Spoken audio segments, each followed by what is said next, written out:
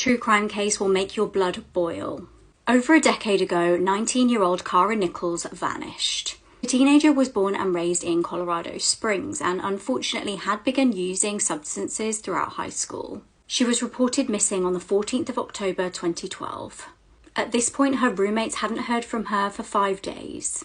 Police soon learned that she'd actually spoken to her brother on the phone on the 9th of October at around 11:45 p.m. She told him that she was on her way to a modelling shoot. The next day, unsettlingly, her phone was going straight to answer phone. It was actually her brother that ended up travelling to her apartment to figure out what was going on. He spoke to her roommates and the alarm was raised. Now, Kara's laptop was actually still at her apartment, which was concerning because if she just decided to up and left, she wouldn't have left her laptop behind. When investigators started digging into the case, they found that Kara had been placing ads as an S-worker. Interestingly, she'd actually posted an ad with her phone number on it the same day she went missing. Police also found out that her phone had been used on that day too at almost midnight.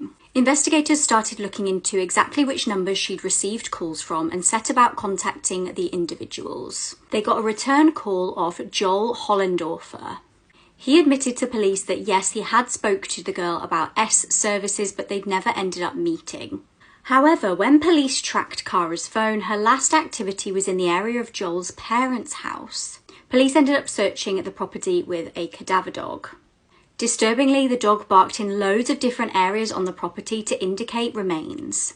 However, the owner of the property stated that this must be just because they have a lot of animals and over the years the animals die and then they bury them in the back garden. The police were happy with this explanation and gave up on the search. They also, though, decided to interview Joel's wife, who strangely declined to cooperate with the investigation. Frustratingly, Kara's case went cold. On February the 8th, 2022, a decade after she went missing, police confirmed that they had found Kara's body.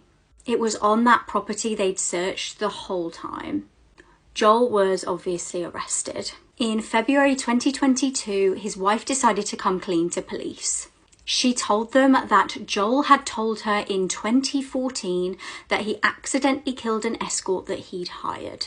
He admitted that he accidentally strangled her to death and buried her near a dead horse on the property.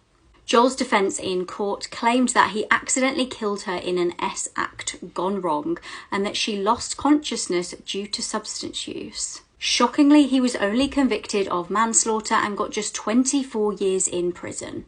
This was a huge blow to Kara's family.